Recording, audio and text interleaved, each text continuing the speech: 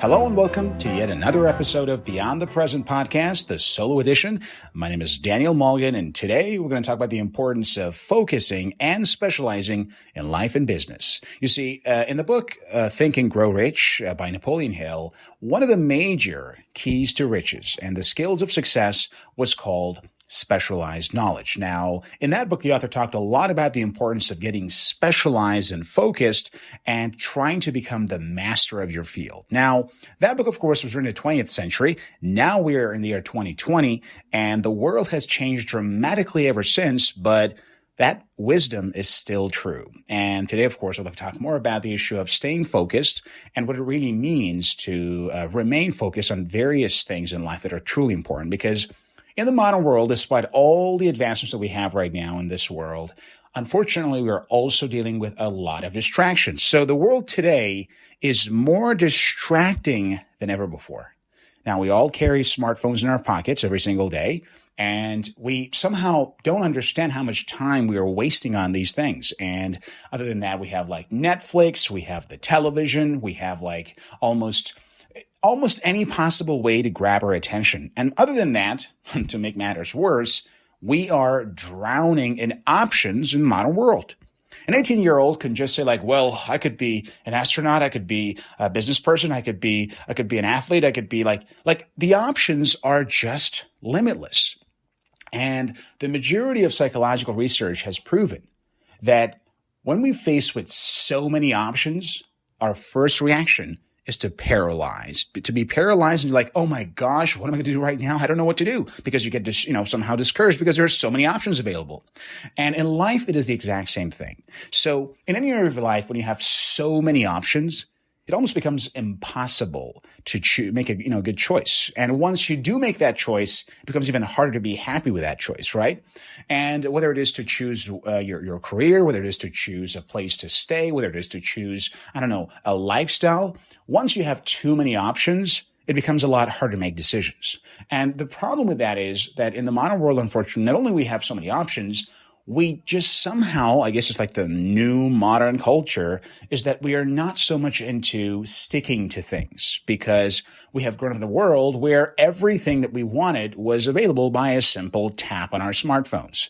And this instant gratification culture has made it almost archaic for us to want to look for example, a path of mastery in life. We think of mastery as this old-fashioned thing where in the ancient time, people just had a lot of free time, so they became good at what they did, became like masters of their fields. And in the modern world, unfortunately, it's like, why should I master something or learn something when I can just Google it, right? But the fact of the matter is that in life and in business, in the modern world, it is very, very important for us to know what it means to focus on whatever it is that we are doing.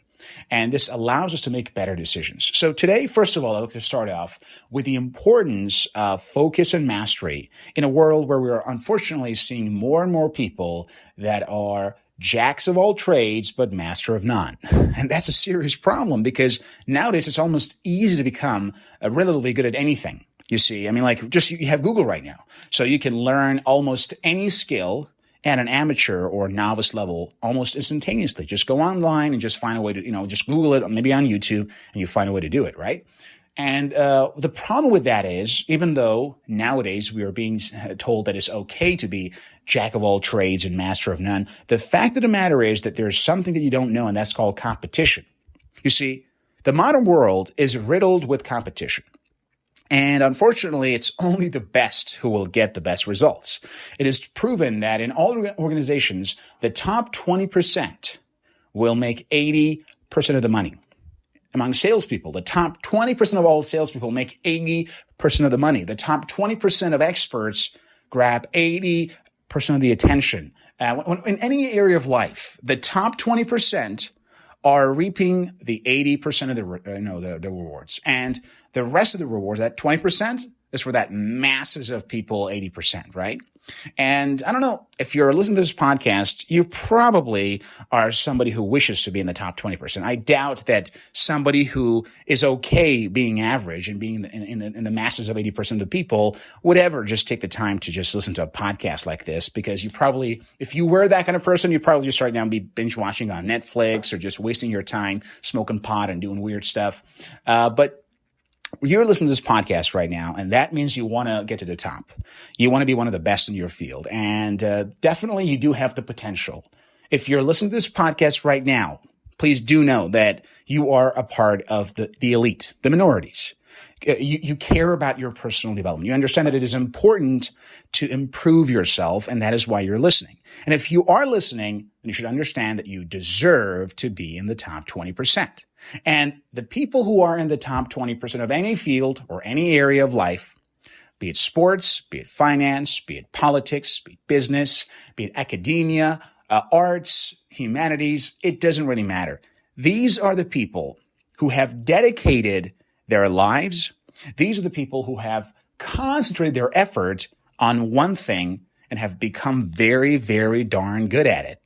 And that is why you should understand that in the modern world, if you want to compete, if you want to reach the top, you simply cannot be jack of all trades.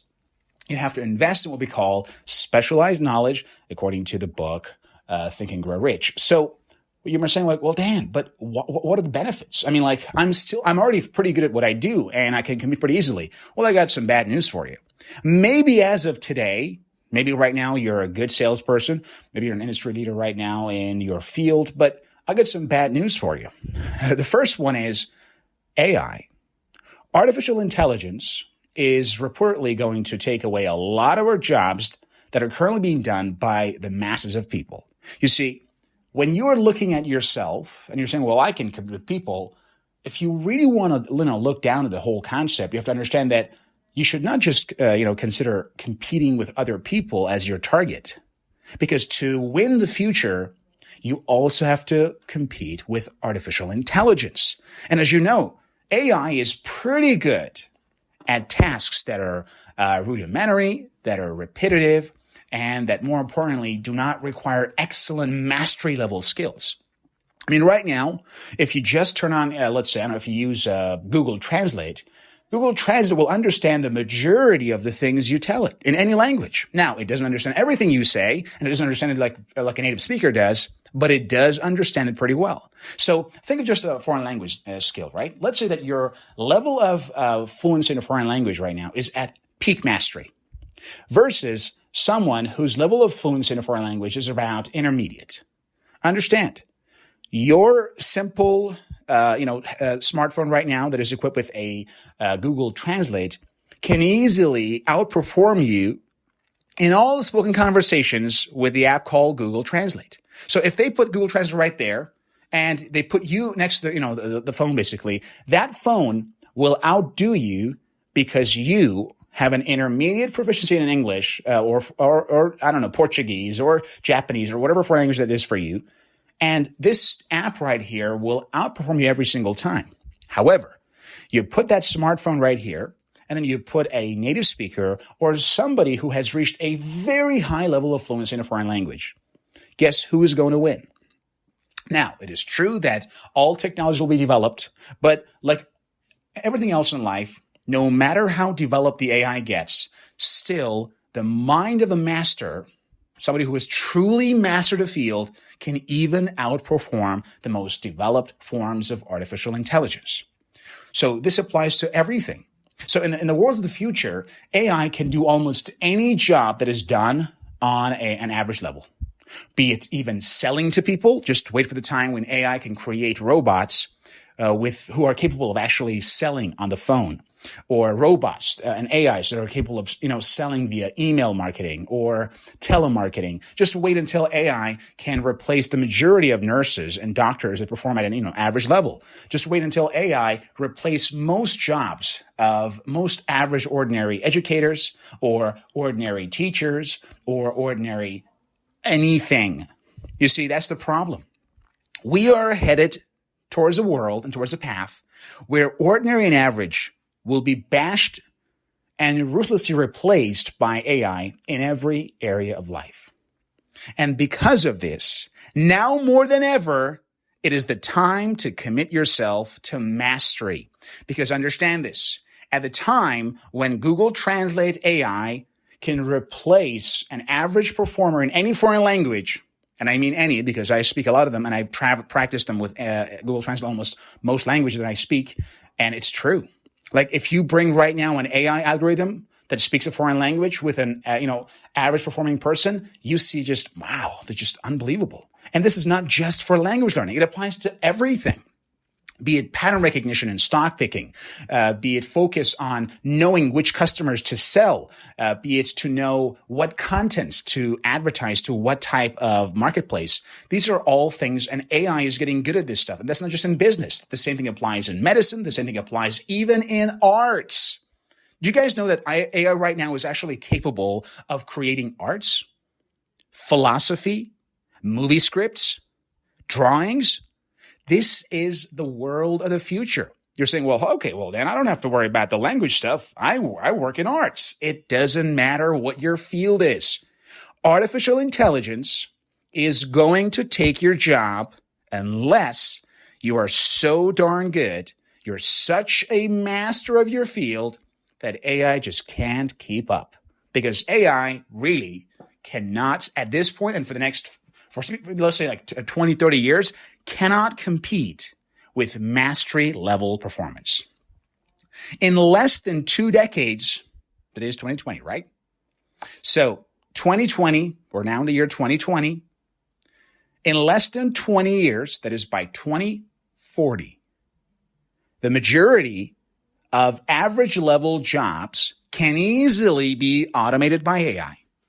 And this is not just about rudimentary things. We're not talking about like driving or something. Those stuff's going to happen in less than 10 years. So if you're a driver, I'm sorry, you're going to have to think about a career because self-driving cars are going to be here very soon. So I'm not talking about like rudimentary tasks, whether it is, for example, driving or moving things around or being a pilot. These things, of course, will definitely be replaced very easily. But I'm talking about things that we always assume that are there for people. I'm talking about like creative thinking. I'm talking about understanding emotions. I'm talking about therapy, for crying out loud. I'm talking about things that we've always thought belong to humans. And these things can also, at some point, be replaced by AI technology. However, in all these aforementioned fields, no matter how great the AI is, AIs could not, by my estimation, for the foreseeable future, for the next 3 to 4 decades at least, if not more, cannot compete with mastery level performance in anything, including driving. So if you want to be a race driver or something like this, commit to mastery. So now that we understand why, now you have the leverage, why it is important to commit to mastery. And we understand it's not just about, outperforming your other human competitors. We are now in a world where you have to consider, seriously, you have to consider competition with AI. This is a part of your future career. It's a part of your future decisions. And you need to make those right now. So now we've realized why it is important. Let's talk about how. You see, the path to mastery is marked by repetition, hard work, and long-term perspective. You see, it is quite easy to try something for a while, get bored, I'm done with that. I'm going to try something else. That's easy. And that's why losers do that. You see, losers try something for a while. They get a little bit good at it and say, well, I'm kind of good now. I want to try something else. And they move on to something else before ever having had the opportunity or the chance to perform well in that thing. Don't think like losers. Commit to mastery. And understand that no matter how good you are in your field right now, you can always get better. Whatever it is that you're doing, you can always get better. Secondly, masters are focused. They do not try to do many different things. They are great at delegation. I had actually a message a while back said, Dan, do you cook? I said, no, of course not. I said, Dan, do you want to learn to cook? I said, no, of course I don't want to learn how to cook. And they said, what if you have the time? What if you have free time for 1 week? Would you learn how to cook? I said, no, of course not. And they say, but why? Everybody learns how to cook a little bit. And the answer is mastery. Because I prefer my food to be cooked by the best chefs who have done this for years and years and know how to cook well. And I prefer to delegate the task of cooking to a chef than to, spend my time dabbling and go, okay, so some eggs in here and just become an average thing. So delegation is a necessity if you want to be a master. It means that right now, there are very few things that I do every day. I do a lot of them, and then I delegate all the other tasks. And I do not try things. And if I'm not going to commit to excellence in something, in most cases, I prefer to delegate that task to somebody else. So in life, ask yourself, you're now perhaps spending your day on a lot of tasks and activities. Ask yourself, how could I automate or delegate a lot of these tasks in order to free up time for the things that matter?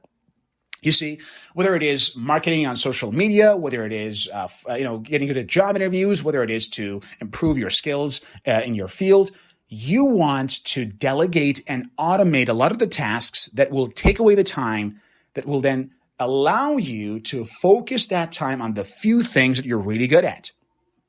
The art of getting focused. So whatever it comes to, whatever I do right now, I ask myself, how can I free up time in order to do the things that I know I'm the best at? And then not even concern myself with the other stuff. Because understand this, people around you are always going to want to do different things. And if you want to commit to excellence and mastery, you probably will sometimes say that's just pretty, well, come on, man, you got to do something. Take it easy. But understand this. Most people are not going to be top performers. That's statistically impossible. Most people are going to be average performers. And if you want to be a top performer, you cannot listen to most people. That's number one. Number two, an important skill in becoming a master is learning to say no. Learn this word. This word no. And when I'm learning a foreign language, I learn the word no before I learn the word yes. Why? Because it is so important in reaching mastery in your field. Saying no allows you to free up time to focus on mastery. Every single day, you are bombarded by options. You're bombarded by proposals. You're bombarded by requests. Your friends say, hey, you want to do this? No. So you want to go there? No. So you want to take this project? No. You learn to say no, and you say it easily, confidently, and without feeling bad. You're like, but I'm saying no, this might break this person's heart. Life is about being a win-win thinker. Are you willing to lose your future because you're such a people pleaser that you cannot say no to people around you? That makes no sense. So you cannot be a people pleaser and successful at the same time. I have not met anybody who was a people pleaser who could not say no to people and who was successful. Not even one. I've never seen it in my entire life. And I'm looking around for these people all the time, right? So learn to say no.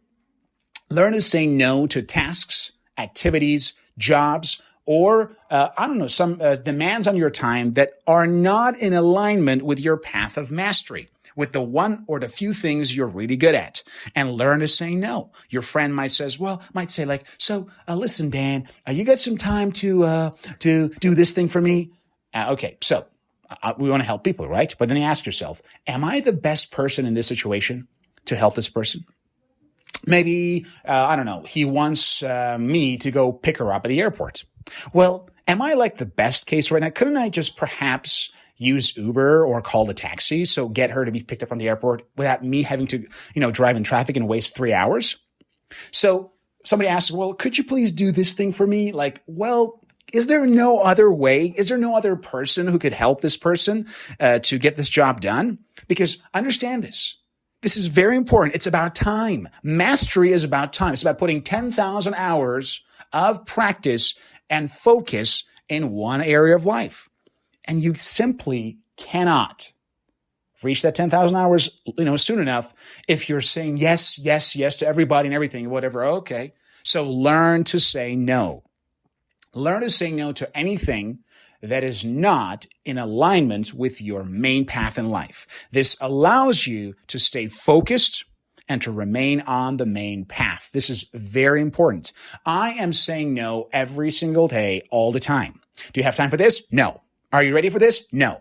Are we going to go? No. Can we do it this week? No, next week. You see, you got to say no. And if you cannot say no, the seeds of greatness is not in you. So first, please remove that people-pleasing, habit and put the seed of success that requires you to say no to people around you all the time to free up time. Now, after this, the next stage is about committing to excellence. Understand this. The top performers are there for a reason, because they are committed to being the best in their field. And you want to do the exact same thing. So ask yourself, am I getting better and better at what I do every single darn day or not? If you're not committed to getting better and better every single day, then there is a problem here. And the problem is you cannot reach excellence, because excellence takes a lot of time, but at the same time, it requires consistent action maintained over a long period of time. So ask yourself, are you getting better at whatever it is that you're doing that you think is your main thing every single day? Now, of course, I'm saying every single day. There are days you'll be sick. There are days you will just not feel like it. It's quite normal. But for the most part, we're talking about, that direction that you're headed. Is this upward or downward? Or just, you're just flat. So focus on that and focus on getting a little bit better at your field every single day. And that's going to hopefully get you to master level performance. And finally, this is very important. You need to change your social circle. It is said that you are the sum of the 5 people you spend the most time with. And as you probably know, my social circle is getting changed and reformed every few years. So a lot of the people that I used to hang out with 20 years ago, 15 years ago, 10 years ago, are not in my life right now. And this should be the same case for you, because you simply cannot habitually associate with the same people if you want to have a high quality mastery level lifestyle. You just can't do that. You cannot hang out with people who are average performers and expect to be a master. Because you know what? I'll tell you what. Because you then commit to excellence, and then your buddy says, well, why do you want to spend the weekend working on this project? Take it easy, man. Let's go watch the game together, man. Come on, life's short. He's like, well, yeah, he's right. Life is very short. We should do that. And then boom, you lose that weekend, and then probably the next, and the next. So understand this. You cannot become a master and remain a master if you are continuously hanging out with people who have no concept of mastery. So trying to create a social circle by hanging out with people or spending time with people that are going to be master, you will take your life to a next level. Now, you don't have to physically be there with them. You can actually be with them through your thoughts. For right now, you're spending time with me. If you're listening to this program right now, it's as if we are sitting down, somewhere in a cafe and we're chatting. So you don't have to meet your mentors. If you're listening right now, maybe you have never met me in your entire life and have never seen you in my life, but you're listening to me. You see, this is spending time. On an intellectual level, we are spending time together. You see? And you can do the exact same thing with other mentors. Why don't you go right now and ask yourself, who are the masters in my field? And then go get their books, get their audiobooks, get their podcasts, spend time with them intellectually by going through their material, their books. Now, ideally, you also want to look around in your social circle. So in my office, in my school, in my college, which people do I know who are also committed to being the master? And go spend time with them and break up with your loser friends. Understand, eagles fly with eagles and turkeys scratch with turkeys. Now, we all, not all, but most of us, at least I was that way probably, most of us are born as little chickens. And then we, at some point, if we somehow, have the courage and hard work, we become turkeys. Then after that, maybe you start flying a little bit, and eventually you might become an eagle. But the point is this. At any stage of development, you need a new social circle. You simply cannot. You say, well, I've known my loser friend for 15 years. Well, if you want to take it to the next level, you probably should spend less time with your loser friend and focus on what truly matters. Because ultimately, your social circle will always show your level of mastery. Because people of every social level, and it's not just about money here, it's about any skill. Top professors hang out with top professors. Top artists, singers, and dancers spend time with other top artists, singers, and dancers. They do not spend time with lower artists, singers, and dancers. They just don't, because I know such people in my life. I've seen the habits of certain singers who spend time with certain other singers, and they just refuse to spend time with lower level singers. Top business people generally hang out with other business people who are of the same net worth or above, you see.